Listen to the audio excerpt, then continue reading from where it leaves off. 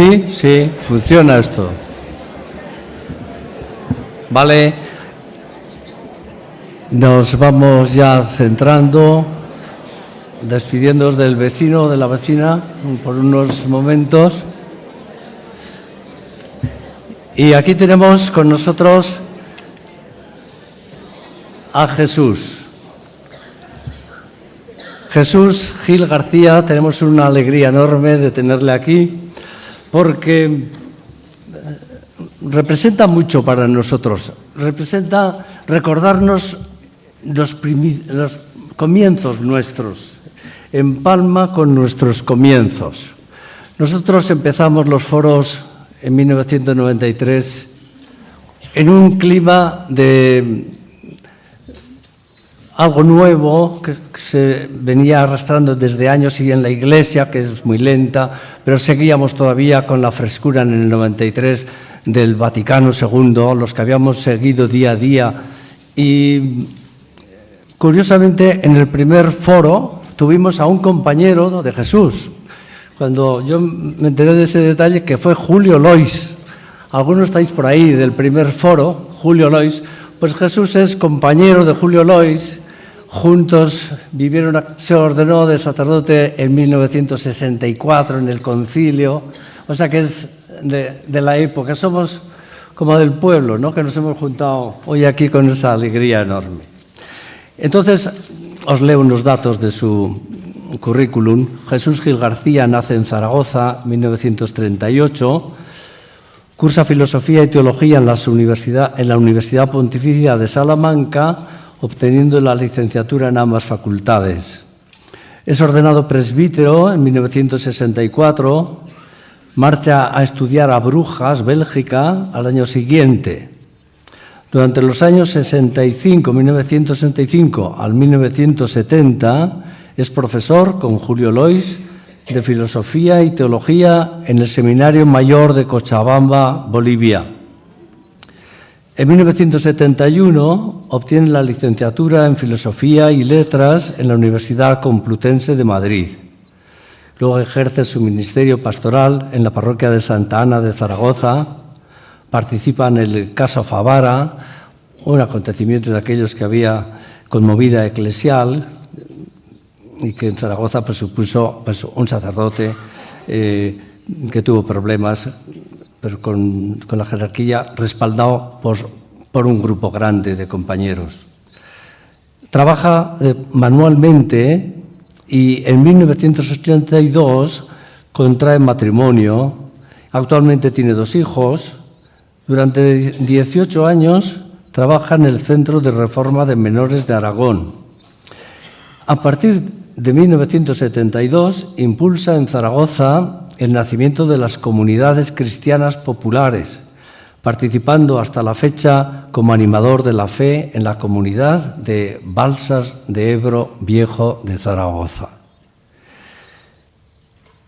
Es la primera vez que un ponente ha preparado la ponencia con una comunidad, la primera vez que sepamos nosotros. Él nos dijo en estos meses que hemos tenido contactos, pues que tenía la idea de haber preparado, pero que con su comunidad, incluso ha habido distintas redacciones. Yo ya la he leído porque nos la mandó hace unos días y, bueno, yo os invito a que le escuchemos todos para aprender mucho. Sí quiero decir, me parece a mí que es importante, que estamos viviendo 24 años después, algo de aquellos principios. Ahora estamos también en una crisis, algo que empezar. En la Iglesia misma hay como una primavera. Pero ayer mismo Nacho Calleja nos mandaba aquí a los de Vitoria un mensaje, no sé a cuánto sería, en torno al viaje del Papa a Lesbos, que no sé si lo ha hecho hoy o lo iba a hacer, y era como un grito de ánimo. Vete a Lesbos, sí. Pero luego el comentario que él hacía dice es que este Papa está haciendo muchas cosas buenas y hay mucho silencio alrededor, un silencio malo, y necesita que rompamos.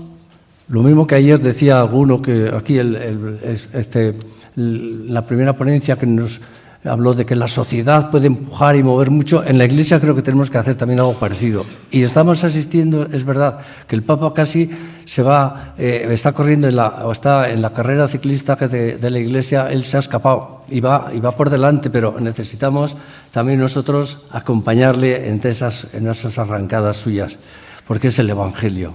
Bueno, nada más.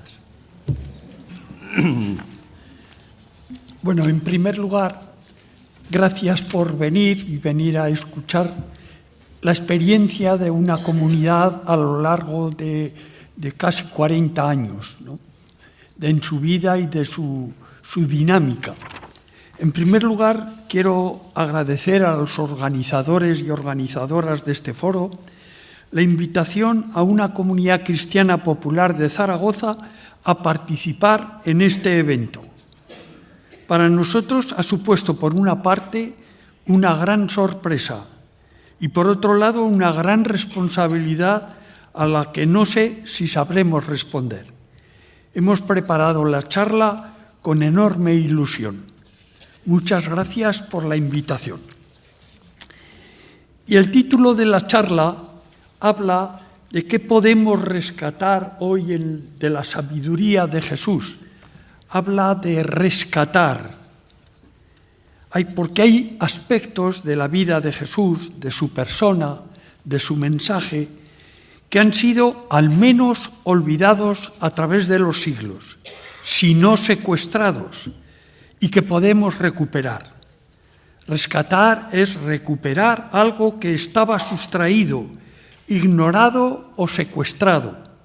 Vamos pues a intentar recuperar aspectos de la sabiduría de Jesús que pertenecen a su estado originario, al cristianismo primitivo, y que nos han sido dejados de lado a través de los siglos. La ponencia pretende un doble objetivo. En primer lugar, transmitir la vivencia espiritual de una comunidad cristiana a través de sus años de existencia. No soy yo el que he redactado únicamente la charla y la ponencia, sino que hemos sido toda la comunidad consultada con ella y la que hemos preparado la ponencia. En este tiempo ha habido una serie de acontecimientos que han dejado su huella en la vida de la comunidad. El Concilio Vaticano II, la teología de la liberación, la ecoteología han influido de una manera decisiva en su espiritualidad, que siempre ha intentado tener como fuente a Jesús de Nazaret, su persona, su vida y su mensaje del reino, y han colaborado en el rescate de diversos aspectos de la sabiduría de Jesús, como veremos a continuación.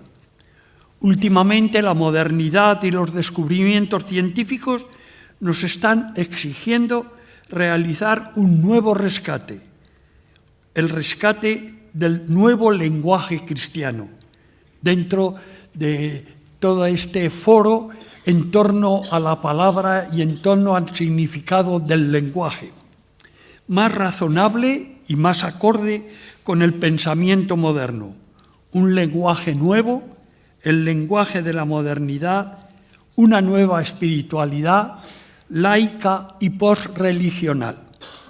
Y en segundo lugar, tiene como intención alentar e invitar a la reflexión y al debate sobre el nuevo paradigma cristiano que hoy se plantea en ciertos sectores de la Iglesia, alentados por las palabras del Papa Francisco, cuando en su documento La alegría del Evangelio nos dice: la pastoral en clave de misión pretende abandonar el cómodo criterio pastoral del siempre se ha hecho así e invita a todos a ser audaces y creativos en esta tarea de repensar los objetivos, las estructuras, el estilo y los métodos evangelizadores de las propias comunidades. Su reflexión no pretende ser ni llegar a conclusiones definitivas y absolutas, sino cauces nuevos de profundización para llegar a un lenguaje cristiano nuevo, más acorde con la modernidad y más consecuente con el cristianismo originario. Y en esta tarea está empeñada actualmente la comunidad. La reflexión que voy a hacer, como he dicho al principio, no es fruto de mi persona, sino de una comunidad cristiana.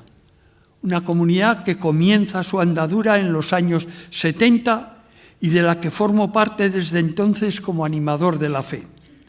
Una comunidad que nace como consecuencia de un conflicto eclesial en el año 74 y al ser destituido un cura y solidarizarse con él 32 curas de la diócesis, entre ellos el de una parroquia en la margen izquierda del Ebro, que dimite de su cargo de párroco y como consecuencia verse los feligreses fuera del templo parroquial a la hora de celebrar la misa dominical.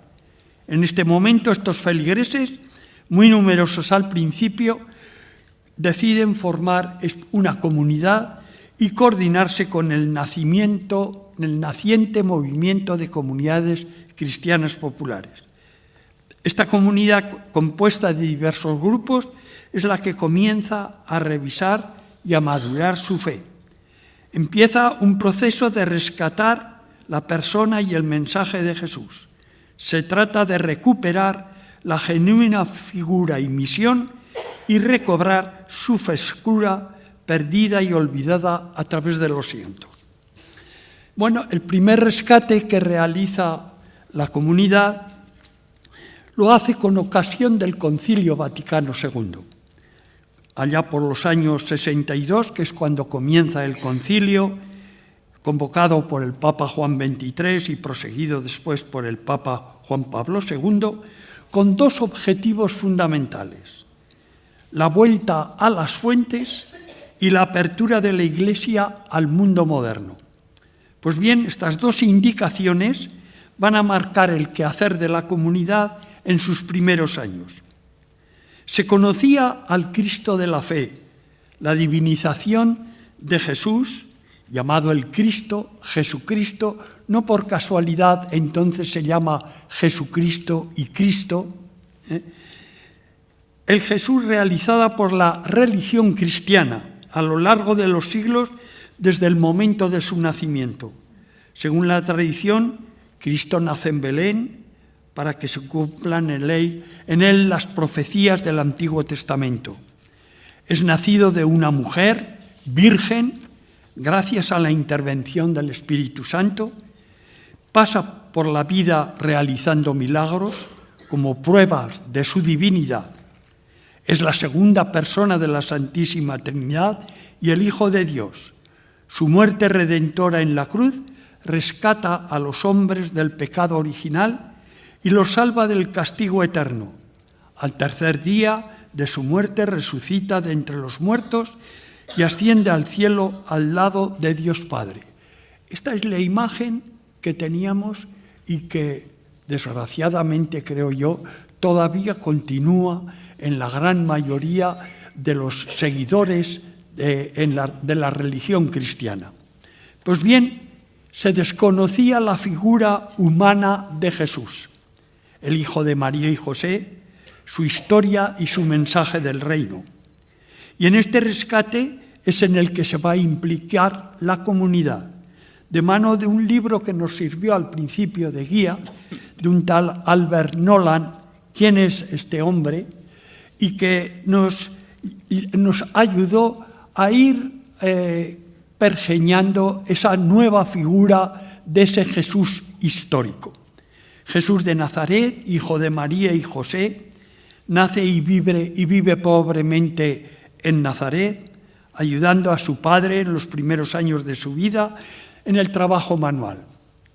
Descubrimos su persona, no es un superhombre, es un hombre como los demás, nacido de mujer, como dice Pablo en la carta a los Gálatas, un hombre corriente, ordinario, un hombre entre los hombres, un creyente, un hombre de fe, un buen judío de su tiempo.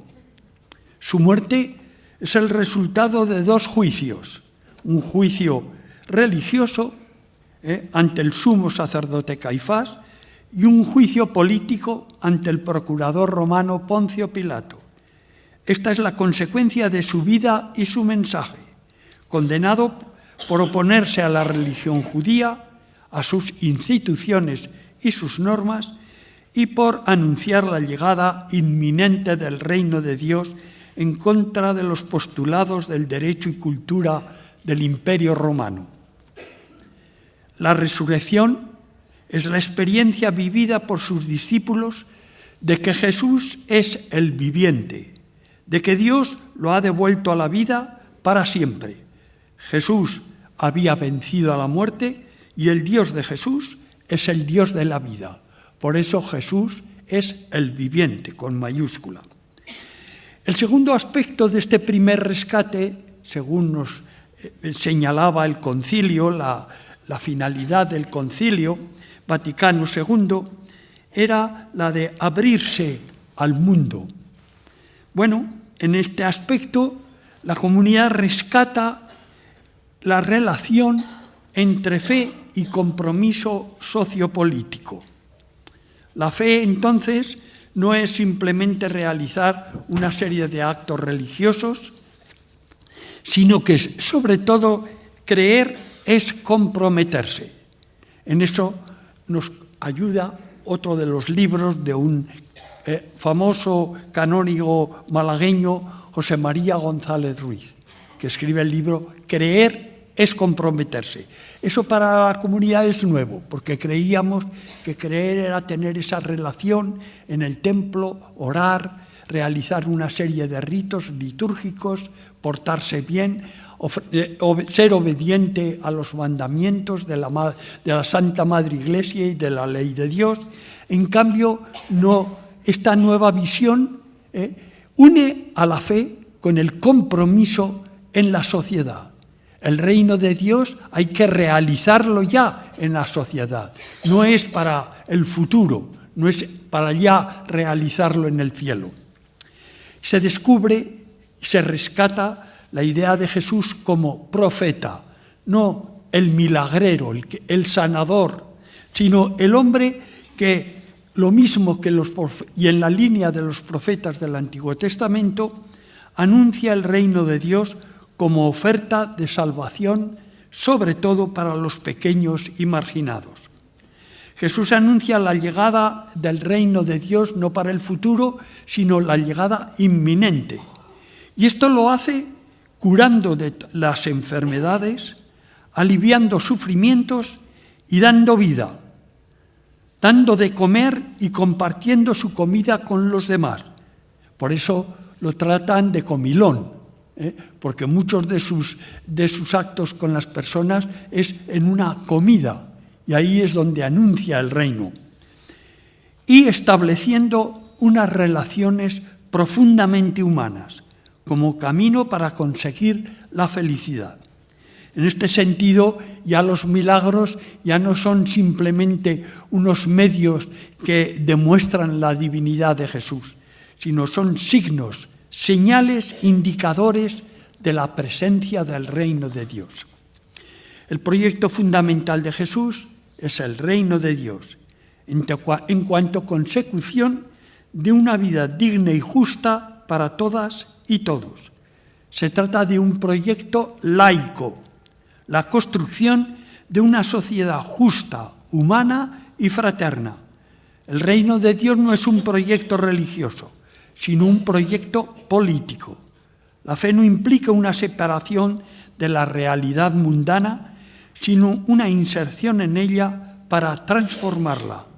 Y en este proyecto debe implicarse la Iglesia y toda la persona creyente en Jesús de Nazaret. Desde ese momento, al descubrir esa relación entre fe y compromiso, la comunidad descubre que para realizar ese reino de Dios en nuestra sociedad es necesario insertarse en los movimientos sociales y políticos, en las asociaciones vecinales y culturales, en los sindicatos y partidos políticos. Son los años últimos del franquismo y la lucha contra la dictadura y por la democracia se convierten en una plataforma unitaria. Miembros de la comunidad entran entonces a formar parte de los llamados comités de barrio, de carácter clandestino y antidictadura. La fe nos exige comprometernos en la sociedad para cambiarla.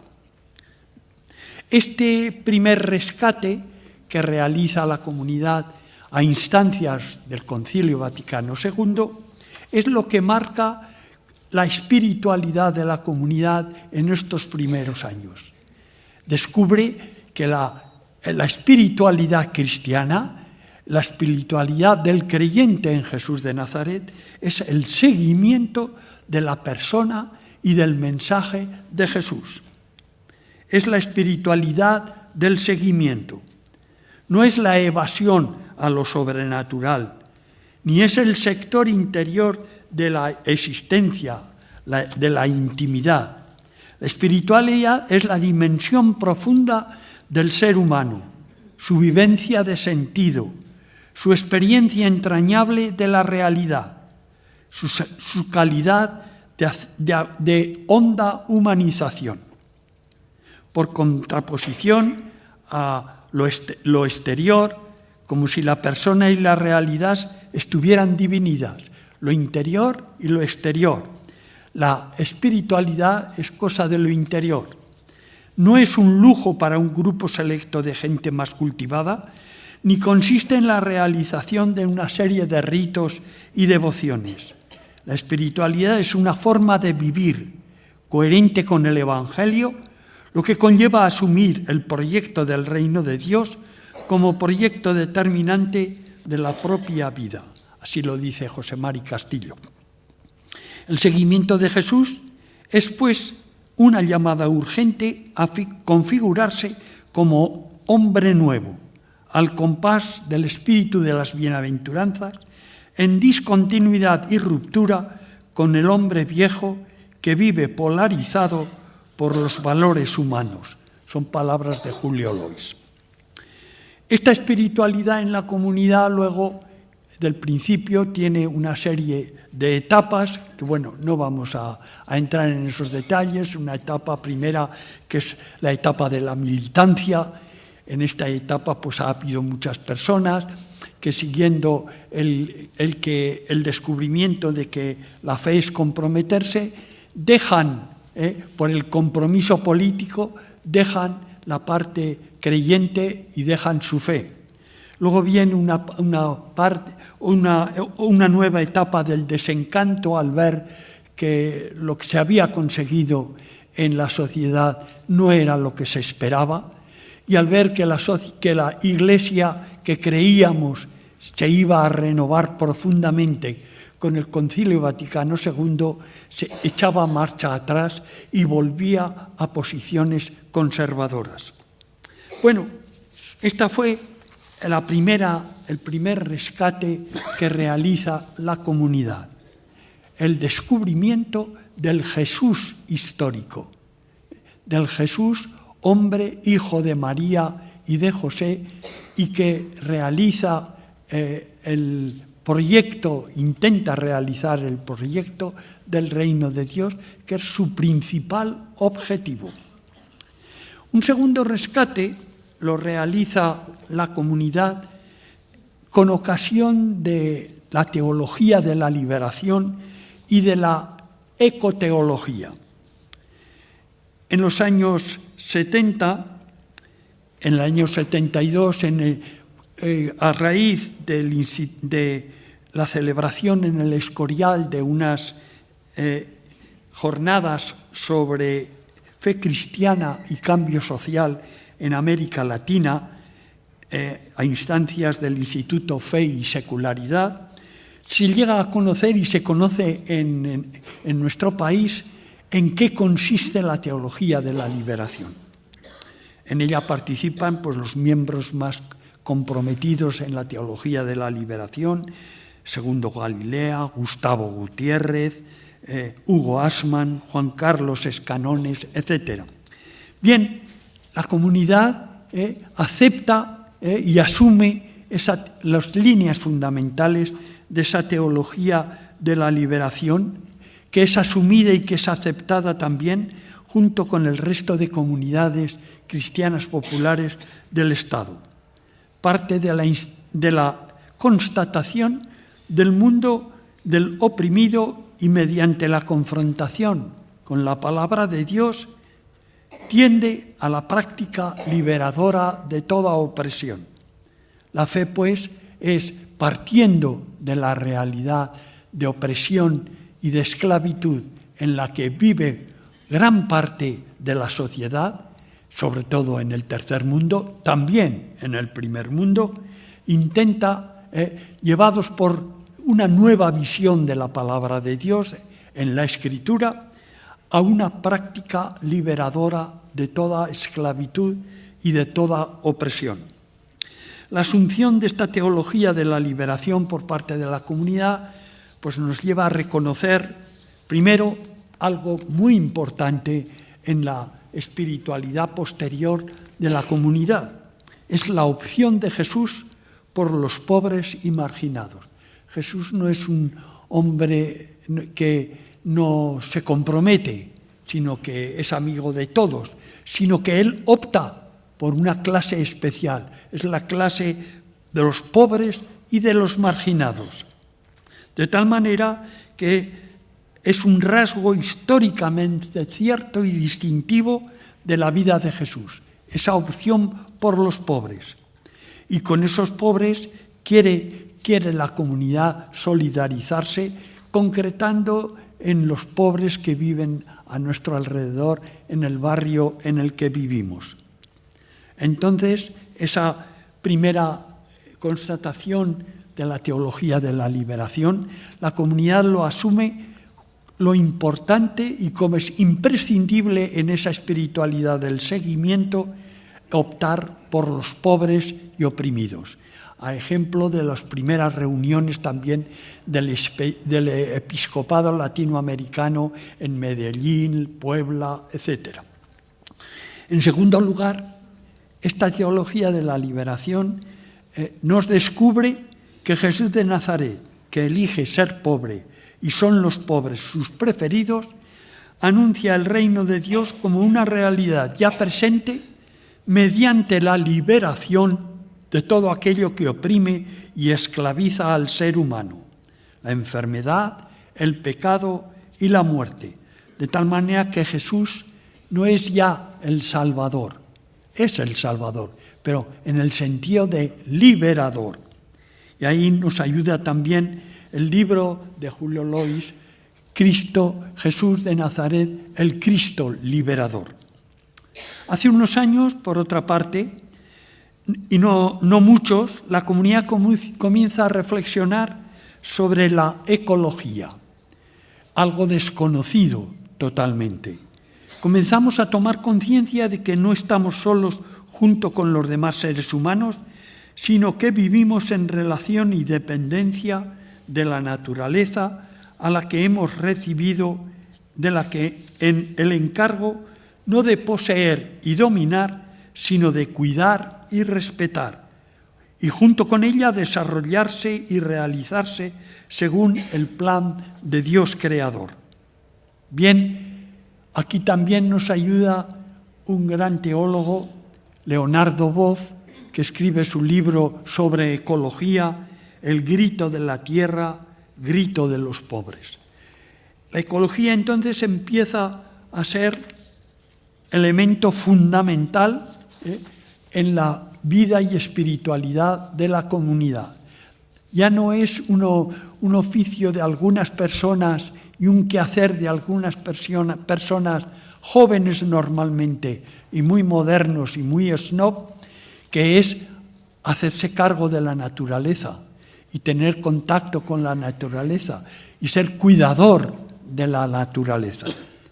Jesús histórico nos dice este estudio y este descubrimiento, este rescate, está ligado a la historia del universo como hombre.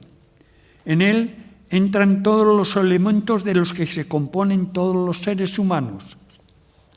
El cuerpo de Jesús posee el mismo origen de todos los materiales del polvo cósmico. Jesús es un producto de la gran explosión e inflación iniciales. Sus raíces se hallan en la Vía Láctea, su cuna es el sistema solar y su casa es el planeta Tierra. Como todo humano es hijo del universo y de la Tierra. Pero además Jesús mantiene una relación estrecha con todas las criaturas, no solo con los seres humanos. También entra en relación con la naturaleza, prestándole gran atención, llena de cariño y asombro, cuando invita a sus discípulos a reconocer en las cosas un mensaje divino. Cuando habla del reino de Dios, su mensaje preferido, y lo compara con los seres de la naturaleza, los pajarillos, las aves del cielo, la semilla de la mostaza. En este sentido, este descubrimiento de la ecología deja una impronta importante de relación con la naturaleza a la comunidad. La comunidad, al asumir la reflexión de la teología de la liberación, alude a su talante de vida y a su espiritualidad, unas señales que la caracterizan como la espiritualidad de la liberación. Es decir, ser conscientes, optar por esa clase pobre, clase explotada, que necesita liberación, y el mensaje liberador del reino de Dios como parte de su espiritualidad. La comunidad se ve enriquecida en estos ingredientes que le aporta la espiritualidad de la liberación, una toma de conciencia de la realidad de opresión y falta de vida que vive la mayoría de la humanidad, y en concreto la pobreza en que vive la mayoría de nuestra sociedad, y en concreto el barrio en el que vivimos y en el que realizamos nuestra vida los componentes de la comunidad. A través de las instancias existentes en la sociedad, buscando la liberación y buscando la salvación liberadora de esa esclavitud y opresión. Y por otra parte, la ecología, la reflexión sobre la ecología, le da a su espiritualidad un aspecto ecológico importante. Su punto central es la realidad vida, no el poder ni la acumulación en el placer. Optar por la vida implica optar por el planeta Tierra, como un todo orgánico agredido y herido, para que pueda seguir existiendo como un todo en el que se relacionan todos los seres que la componen. Supone también esta espiritualidad una actitud por la que el ser humano se religa, se relaciona con todas las esferas de lo real.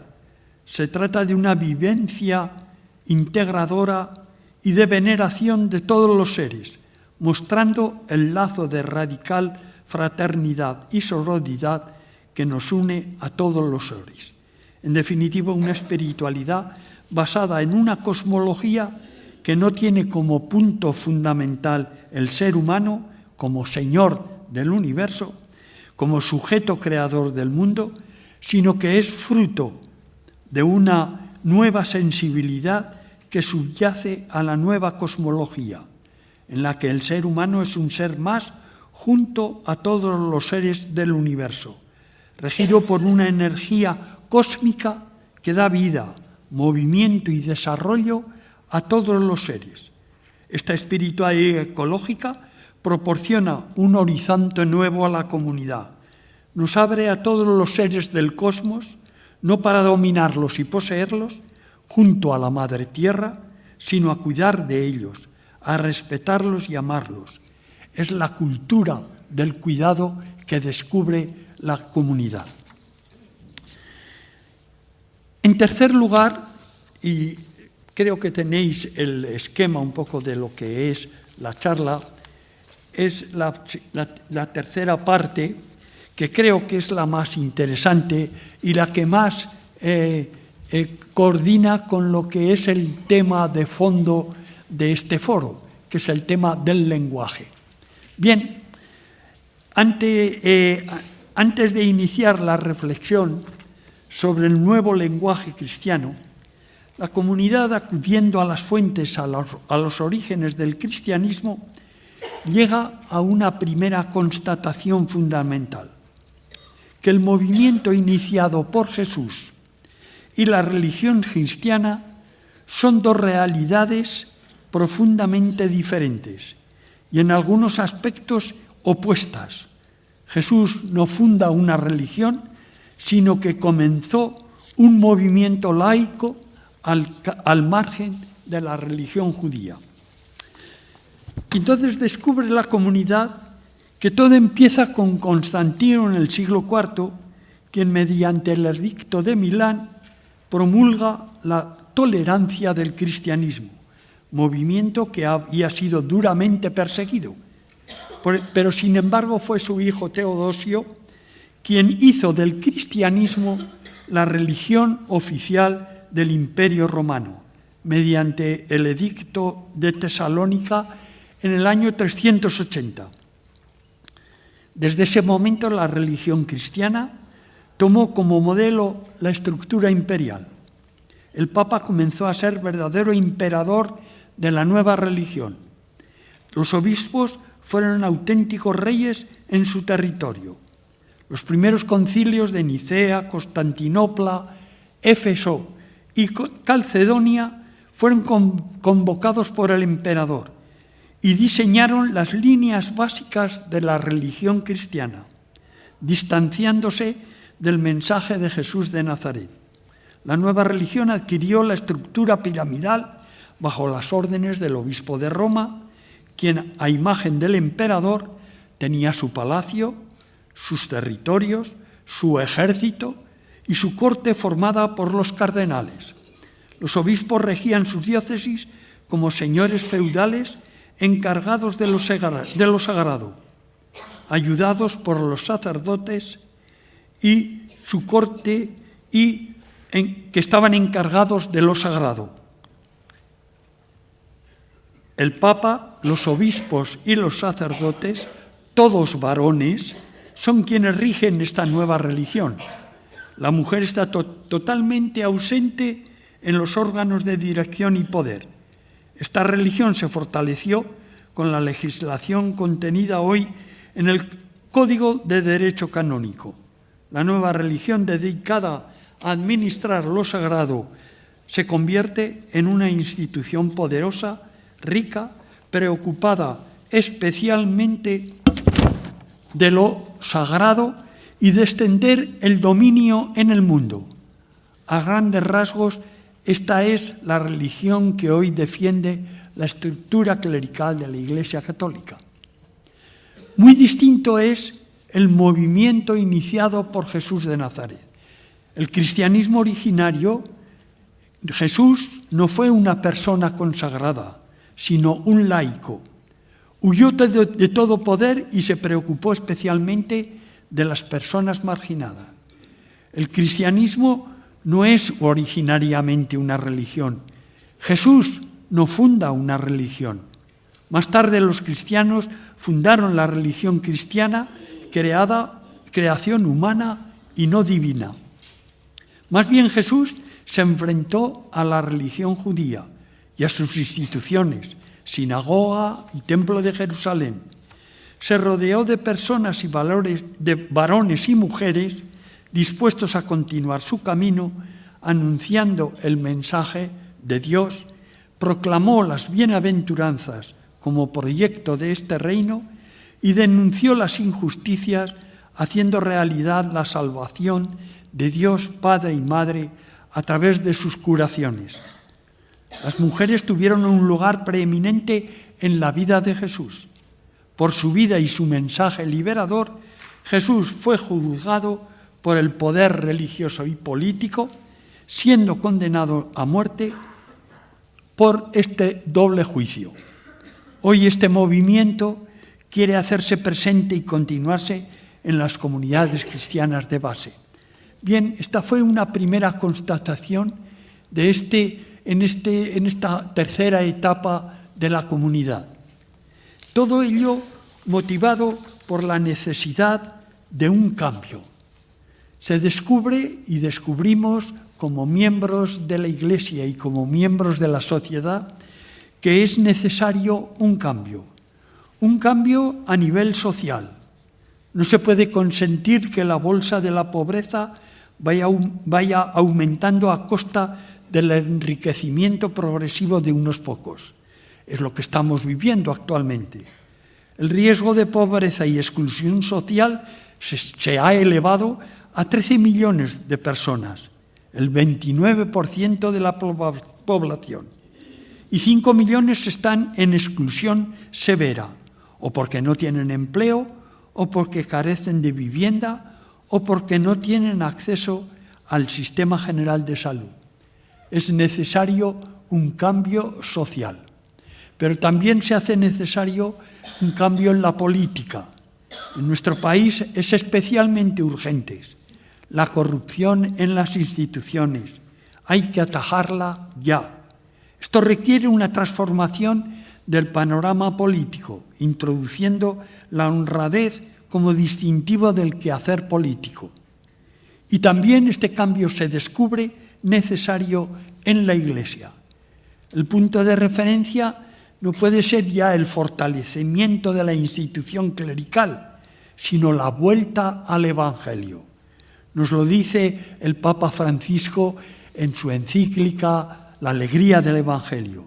Dice él: cada vez que intentamos volver a la fuente y recuperar la frescura original del Evangelio, brotan nuevos caminos, métodos creativos, otras formas de expresión, signos más elocuentes, palabras cargadas de renovado significado para el mundo, una invitación al cambio. Y al cambio no solamente estructural, sino también al contenido de la fe cristiana, en lo referente al lenguaje. La modernidad nos exige revisar y actualizar el lenguaje religioso. Nos lo decía la ponencia, esta conversación a tres, llevada por José Arregui, cuando decía la necesidad de descubrir un lenguaje menos sofisticado y menos maniatado, ¿no? Muchos de los vocablos que utilizamos provienen de una época en que prevalecía la lectura literal de las Escrituras. Hoy sabemos que hay que superar el fundamentalismo cristiano basado en la literalidad del texto sagrado. La desmitologización llevada a cabo sobre todo por los protestantes y el método histórico crítico llevado a cabo por los estudiosos de la Biblia nos descubren que muchas de las interpretaciones bíblicas que ponen en entredicho nuestros vocablos y expresiones actualmente inadmisibles. Y estas continúan presentes en nuestro vocabulario religioso. Ciencia y fe ha habido un tiempo en que han sido dos posiciones totalmente irreconciliables. La fe era la que dominaba y la ciencia estaba supeditada a lo que decía la fe, sobre todo la fe que leíamos literalmente en la Escritura. Hoy descubrimos que ciencia y fe son dos realidades no irreconciliables, sino que cada una mira la realidad en planos diferentes y ambas se fortalecen mutuamente. Con palabras de nuestro querido amigo José Arregui, él hablando precisamente de esa necesidad de conciliación entre ciencia y fe, dice: hay que repensar el cristianismo para que sea evangelio liberador. El cristianismo no puede ser evangelio liberador manteniendo conceptos y paradigmas del pasado que hoy resultan anacrónicos, absurdos o incluso nocivos. Lo cierto es que no podemos seguir haciendo teología, es decir, hablando de Dios con imágenes y lenguajes que pertenecen a cosmovisiones anacrónicos o paradigmas obsoletos. Esto lo decía en un curso que vino a dar en un foro que hace años que funciona a través de una asociación que se llama Cristianas y Cristianos Hoy en Zaragoza, y que fue invitado a hablar sobre la relación entre ciencia y fe. Su ponencia sobre ciencia y mística, encuentro de miradas, la mirada mística al microscopio y al telescopio. Bien, estos dos aspectos, pues, tanto de la necesidad del cambio como esta distinción entre religión y cristianismo originario, entre el movimiento iniciado por Jesús, que no creó ninguna religión, él era judío y nada más, y se opuso a muchos de los ritos y de las instituciones judaicas. Él, sin embargo, creó un movimiento de seguidores. Luego fue posterior el que ese cristianismo originario se convirtió en la religión cristiana, sobre todo a raíz de los intereses del imperio romano, a raíz del imperio de Constantino y sucesores. Bien, pues estas dos constataciones que realizan la comunidad le dan pie a emprender un nuevo talante y un nuevo itinerario, el itinerario de revisar el lenguaje de la modernidad y de revisar, a la luz del lenguaje de la modernidad, revisar el lenguaje del cristiano en el cual estamos todos de una o de otra manera implicados. Dentro de esta nueva perspectiva de la comunidad, le ayudan pues dos o tres acontecimientos importantes para su vida. Uno, en el 2011, la tercera asamblea de redes cristianas, celebrada en Jerez de la Frontera, en un taller iniciado hacia una teología de la espiritualidad de las comunidades cristianas en el siglo XXI, se decía: proponemos la plasmación de una nueva teología que enfrente los retos que la sociedad actual nos demanda, que ha de ser más laical, menos masculina, menos occidental y más dialogante con las ciencias. En esta línea creemos tener una oportunidad de reformular, reinterpretar, recrear incluso toda la religiosidad en diálogo con la situación del hombre moderno. Muchos conceptos fundamentales han de ser reelaborados y mucho lenguaje ha de abrirse a un planteamiento más universal. Por eso se hace necesario reescribir la teología, hay que recrear la espiritualidad, hay que reinventar la liturgia, hay que reencontrar la misión, porque las actuales formulaciones dependen de aquel viejo paradigma que ya no funciona. Hay pues una inmensa tarea que hacer. Se trata de vivir en la esperanza, confiando en el Espíritu que siempre empuja y todo lo renueva y nos anima a intensificar. Ahí, a este primer encuentro, a esta tercera asamblea de redes cristianas, asistimos algunos miembros de la comunidad, que nos impulsa a seguir con este nuevo desafío, este nuevo rescate, el de un nuevo lenguaje cristiano. A los pocos meses, en el 2012, participamos en una jornada de reflexión con el conocido por vosotros, la mayoría de vosotros asistentes a este foro, José María Vigil, que ha participado también en este foro, bajo el título de Deconstruir y reconstruir la fe en Jesús. Dice él, vivimos en un tiempo axial o de cambios de época muy profundo. Estamos pasando una página de la historia. Como dicen algunos, un tsunami cultural se nos ha echado encima y nos ha volteado una inmensa oleada de elementos científicos, sociales, de la vida cotidiana y de diferentes mentalidades, en nada esperados.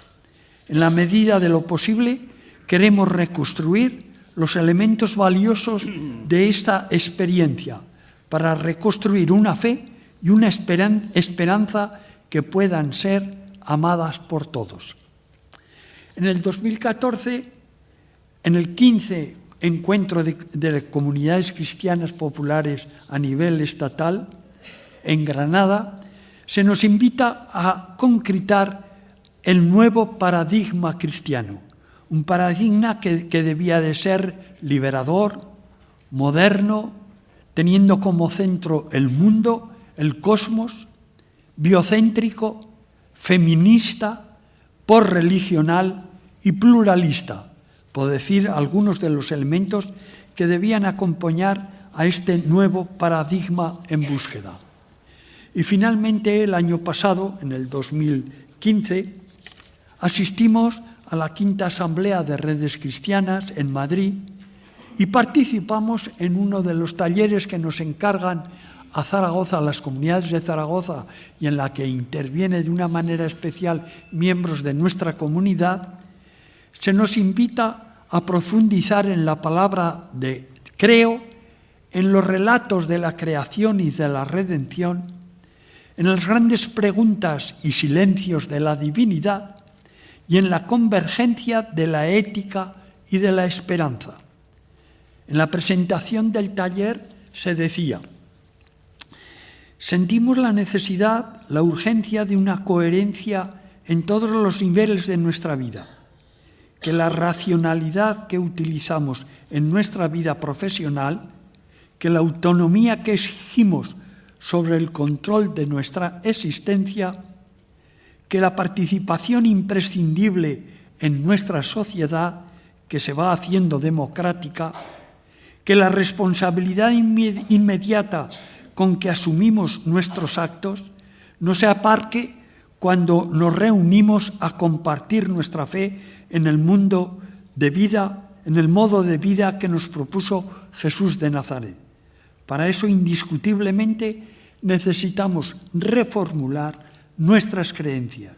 Solo así, la tradición cristiana podrá seguir aportando humanidad a nuestra historia y merecerá ser transmitida.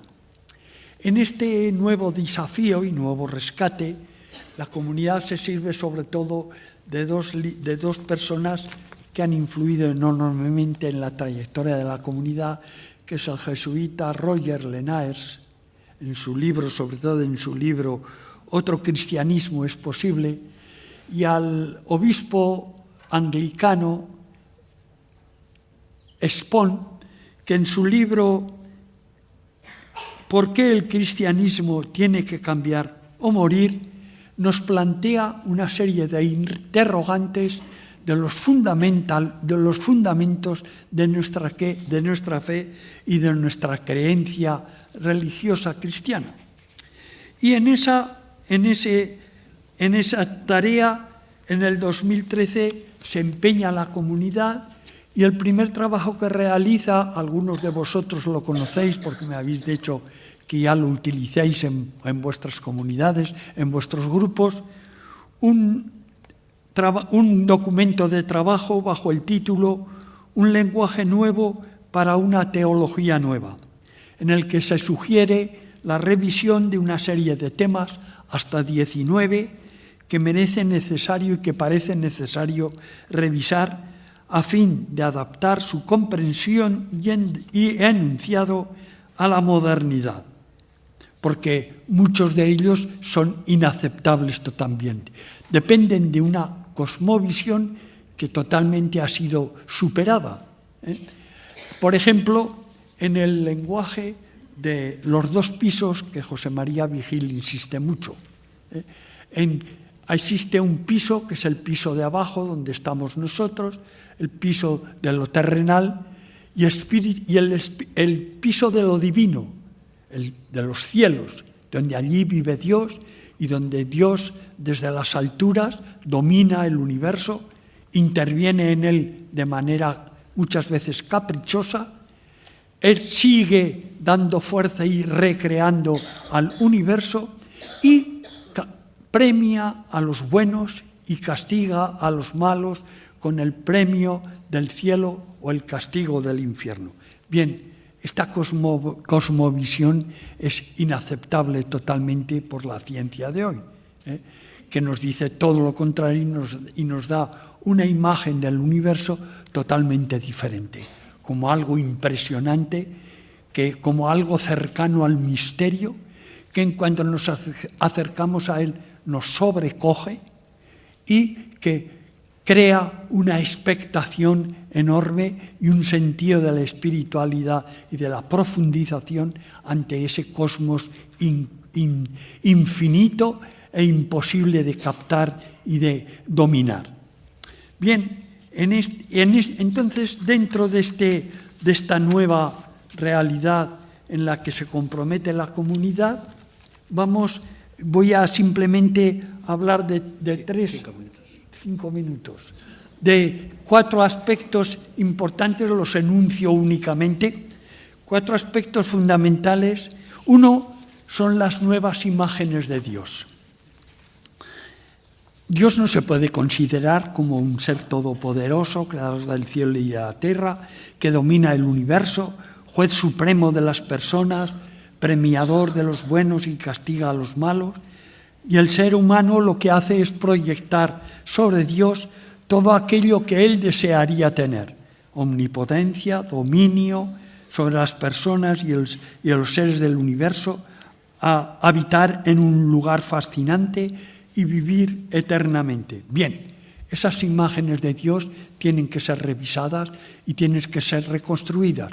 Nos lo recordaba nuestros amigos esta mañana cuando en esa conversación a 3 nos hablaban de la necesidad de reconstruir nuestra imagen de Dios. De otra manera, Dios, dice el obispo Espón, es el fundamento del ser, el fundamento de la vida, el amor, el fundamento del amor. Ser, vida, amor son las realidades que mejor hoy pueden definir a esa nueva imagen de Dios. En segundo lugar, entra en crisis el relato de la creación-redención. Aparece que la creación es, con el relato del Génesis, que Dios en 7 días construye el universo, crea el universo y lo crea ya definitivamente realizado. El 7º día nos dice, descansó Dios y le pareció bien todo lo que había hecho. Esta imagen de la creación choca totalmente con lo que hoy nos dice la ciencia como dato irrenunciable, que es un mundo en evolución. El mundo está en un estado de evolución permanente y no sabemos hasta dónde llega. El relato del Éxodo, del Génesis, sobre el paraíso, la imagen de Adán y Eva, que Dios los pone en el paraíso y que desobedecen comiendo de la fruta del árbol prohibido, y ahí entra el pecado en el mundo, el pecado que la religión ha llamado original y que se nos ha transmitido, nos dice, a todas las personas. Esto está en contra totalmente del carácter científico de la persona moderna. ¿Cómo se nos puede achacar a nosotros un pecado del cual nosotros no hemos participado, ni del cual somos responsables? Esto significa entonces que el sentido de culpa, que también se hablaba de pecado, entra totalmente en crisis. Hay que redescubrir y hay que relatar otra manera diferente de esa creación y de esa redención. Jesús no es redentor de nada porque no necesita redimirnos de un pecado que nosotros no hemos cometido, que es el pecado original. Jesús nos anuncia el reino de Dios como reino de liberación de toda opresión y no nos rescata de ningún pecado que no hemos cometido. Finalmente, y termino ya, está la vida más allá de la muerte. Si realmente Dios es ese Dios todopoderoso que premia a los buenos y castiga a los malos, entonces tiene relación el que haya un cielo como premio y que un infierno como castigo. Pero si realmente ese pecado no existe, si Dios hay que destruir la imagen teísta de Dios como hombre justiciero que premia y castiga, entonces no tiene ningún sentido el que haya un cielo como lugar para premio de los buenos, ni un infierno como castigo de los transgresores de la ley. Y finalmente, termino ya, estamos actualmente, y así lo vemos en la comunidad, y este es el último rescate en relación a un nuevo lenguaje cristiano que tenemos que ir redescubriendo. Es un descubrimiento que vamos haciendo y que lo que hemos querido en esta charla es comunicároslo, nada más, para que vosotros también os animáis a redescubrir y a profundizar en este nuevo lenguaje cristiano. Nos encontramos en una época de grandes cambios. Estamos viviendo en un cambio epocal, un nuevo tiempo axial, como decía José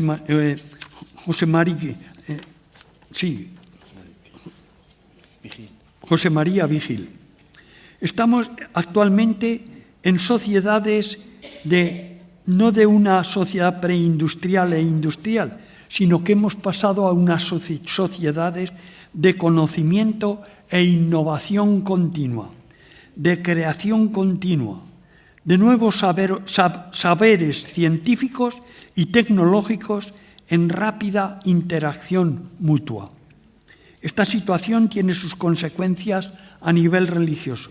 No podemos seguir manteniendo una religión que está dependiendo de una sociedad preindustrial agrícola en una sociedad posagrícola, postindustrial.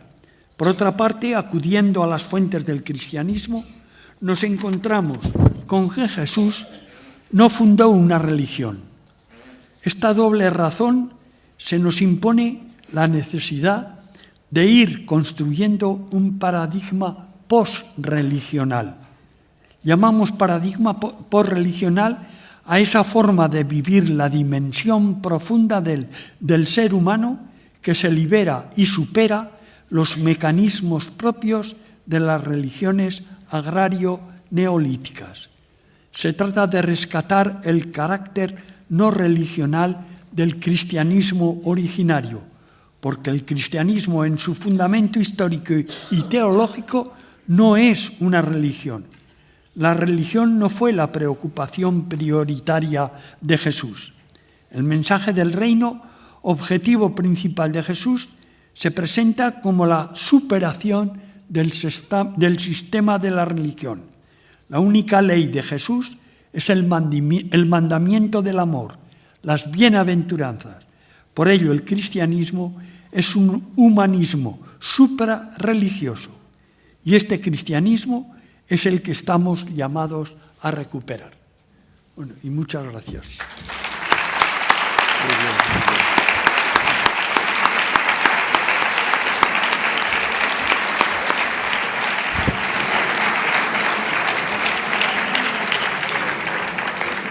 Bueno, vamos a dar este turno ahora a las preguntas.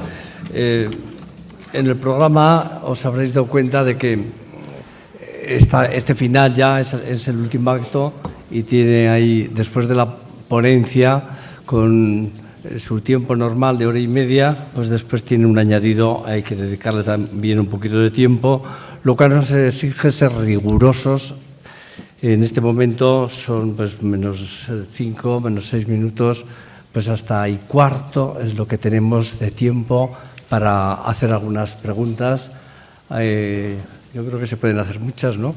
A Jesús, porque nos ha expuesto un tema muy interesante y además que nos afecta pues a la inmensa mayoría que estamos viviendo nuestra fe y que además la hemos vivido ya muchos años y que nos habla de cambios. Por ejemplo, yo estaría ya sin más, mientras aparece la primera pregunta por ahí, yo te diría, Jesús, ¿tú verías bien entonces que se cambiara el nombre de Dios por ser, has dicho 3 palabras, ser, vida, amor, que se instaurara eso en el lenguaje incluso teológico y así? Yo creo que, bueno, esa es una propuesta que hace el obispo anglicano Spon en su libro, porque el cristianismo tiene que cambiar o morir, y él haciendo dando una alternativa a ese Dios, a esa imagen teísta de Dios, él dice, bueno, ¿y qué es Dios para mí? Pues Dios para mí, yo por decirlo de alguna manera, pues sería el principio del ser, sería el fundamento de la vida, con mayúscula, sería el fundamento del amor. Cada vez que nosotros profundizamos y damos plenitud al ser en nuestra vida, cada vez que luchamos y que apostamos por la vida, y cada vez que amamos, que manifestamos el amor con uno mismo y con los demás, ahí está presente Dios y ahí entramos en contacto con Dios. Es una manera de dar una imagen alternativa a esa imagen teísta con la cual pues, se nos chirría en nuestra vida creyente.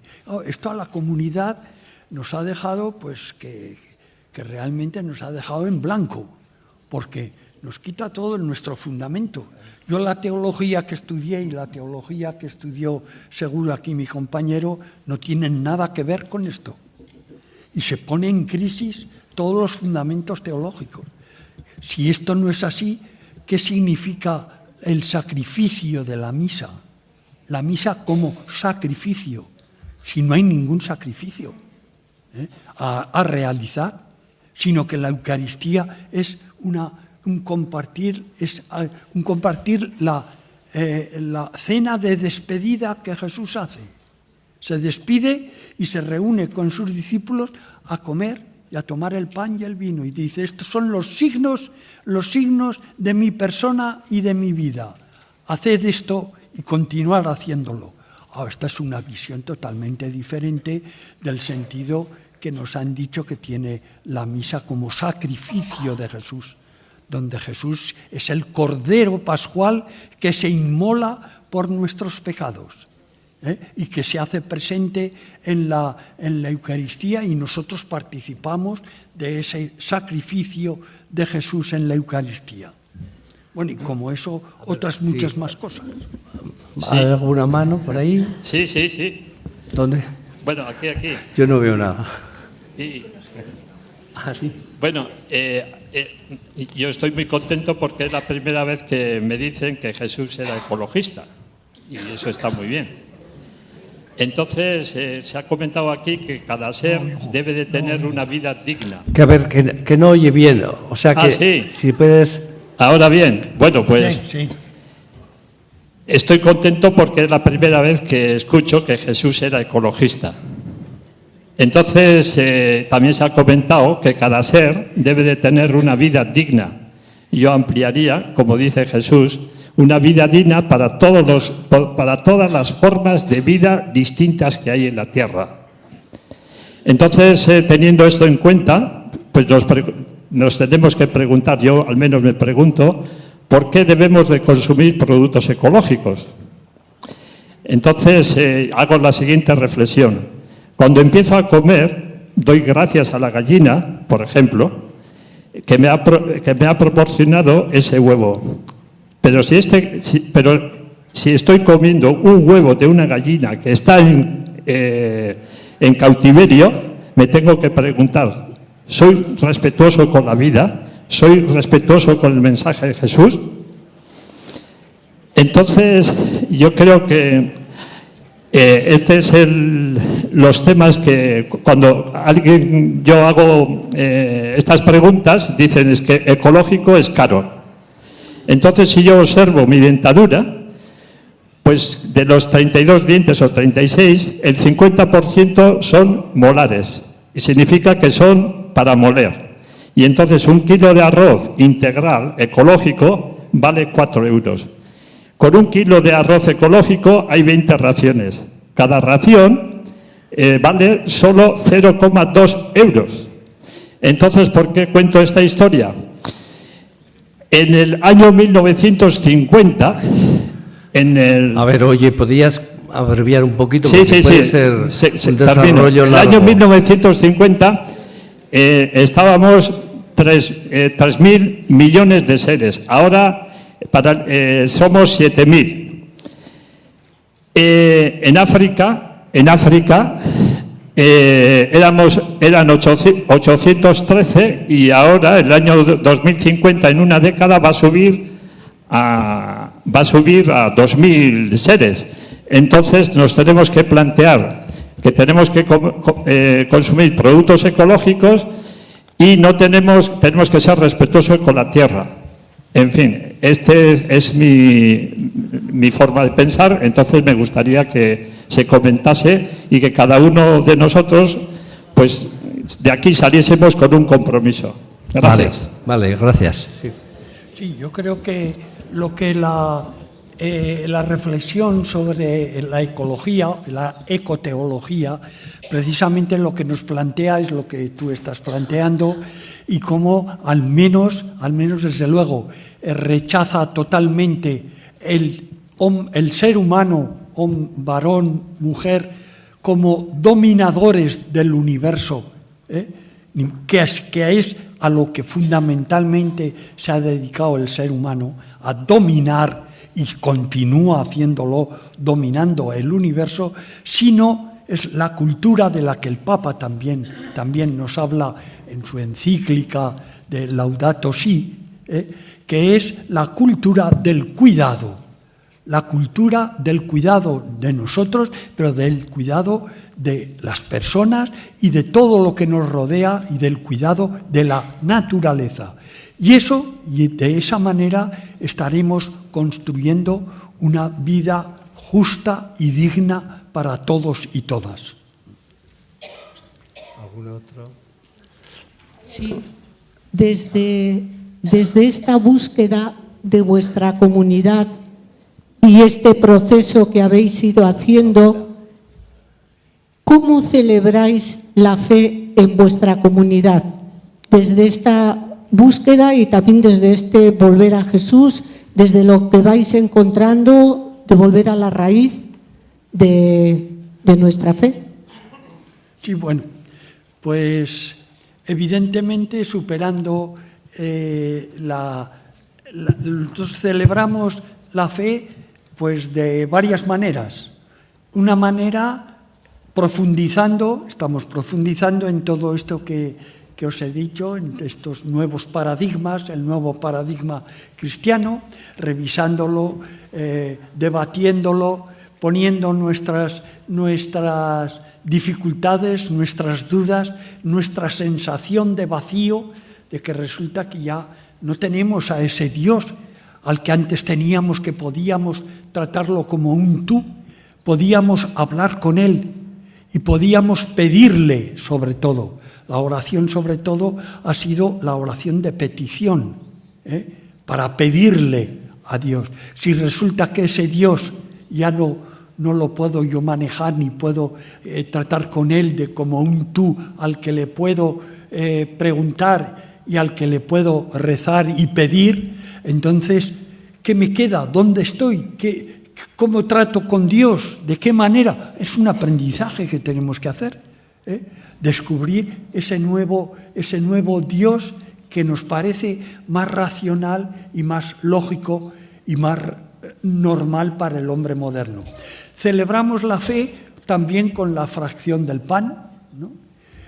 Pues leyendo algunos textos bien de la Escritura o bien para rehacer y redescubrir, como hoy hablan algunos teólogos, de un nuevo relato que hay en el relato literal que descubrimos en la Escritura. Es un aprendizaje muy importante, el redescubrir, por ejemplo, en las parábolas, la multiplicación de los panes que nos narran los evangelios. Bueno, una explicación literal de la multiplicación de los panes es que Jesús hace el milagro y de 2 o 3 panes que le llevaron los discípulos y unos peces que tenían por allí que habían pescado en el lago, él hizo el milagro de que hubo para todos. Y no solamente hubo para todos, sino que hasta sobró. Redescubrir el relato oculto profundo que hay en ese relato literal. ¿Qué significa?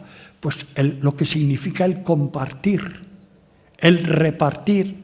Jesús lo que nos quiere decir a través de esa parábola es que hay que compartir lo que somos y lo que tenemos con los demás. Y que eso multiplica la comida para todos y eso multiplica la vitalidad y la plenitud del ser para todos. Evidentemente con un sentido diferente de la Eucaristía, no como sacrificio, no como acto mágico en que con unas palabras del sacerdote consagrado ese pan y ese vino se convierten en el cuerpo y la sangre de Jesús. Ya no aceptamos eso. Nos dice el obispo Espón y el teólogo Roger Lenaers que eso sería antropofagia, comer el cuerpo de Jesús y beber la sangre de Jesús, que eso ya no podemos admitir. Entonces, ¿qué hacemos? Pues son el gesto redescubrir el nuevo sentido de la Eucaristía. Primero, la presidencia la preside la comunidad, no la percibe ningún sacerdote consagrado. Y segundo, redescubrir el sentido de la Eucaristía como ese compartir la vida profunda de fe y la vida diaria e intentarla compartir con el resto de las personas con las cuales nosotros vivimos y tenemos contacto.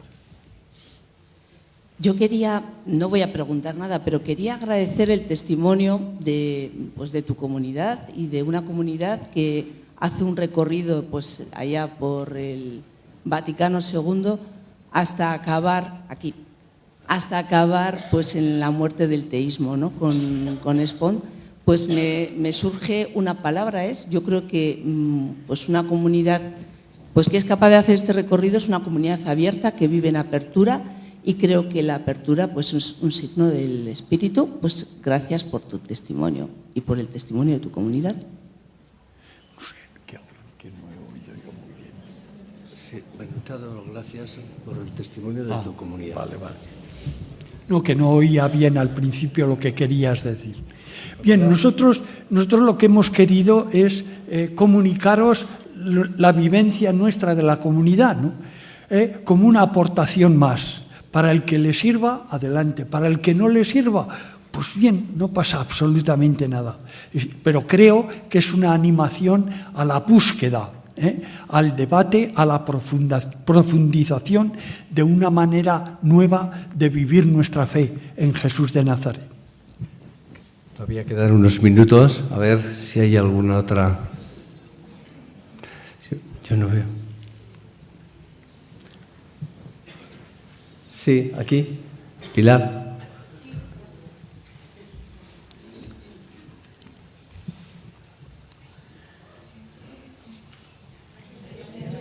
Ahí. Bueno, desde una comunidad hermana, gracias. Y preguntarte, además de ser una comunidad abierta, si habéis conseguido relevo. si tenéis jóvenes con vosotros, si cómo estáis transmitiendo esta fe en Jesús a los siguientes, ¿no?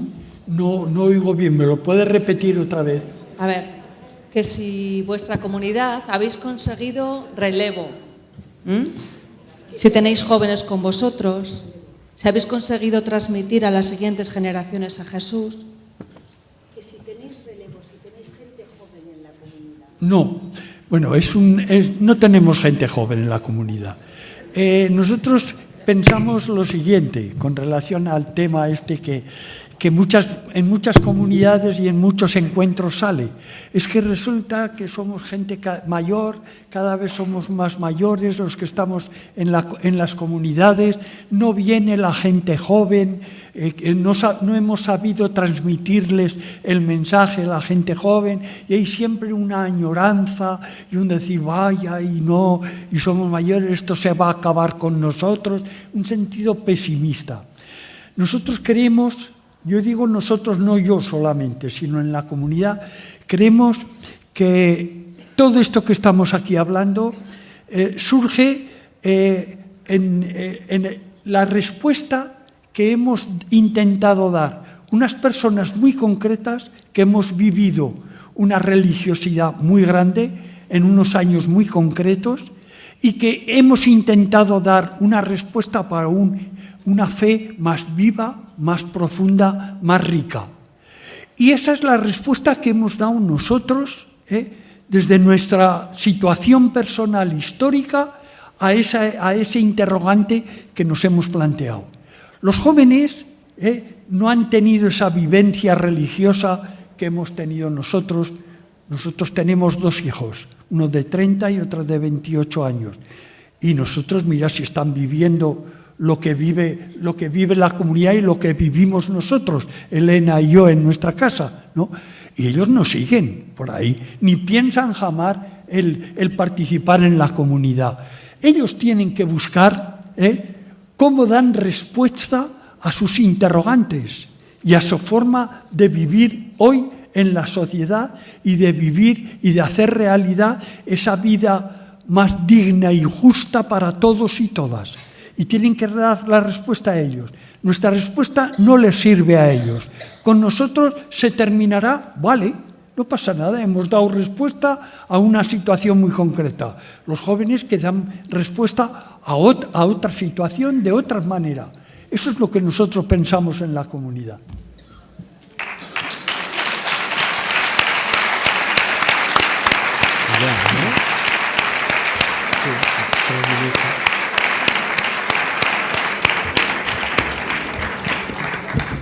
Bueno, pues casi ya, entonces, estos 2 minutos o 3 que quedan es un regalo que hacemos para este final y lo tenemos que hacer dándole las gracias, aunque nos deje pensando, como él ha dicho que en su comunidad también se han quedado pensando con estas cosas mucho, ¿no?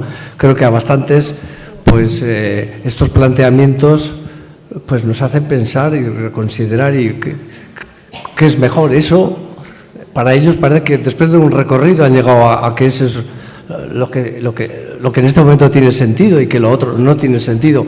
Hemos hecho nosotros ese recorrido, lo podemos hacer, cosas para pensar. Bueno, le damos gracias con el último aplauso.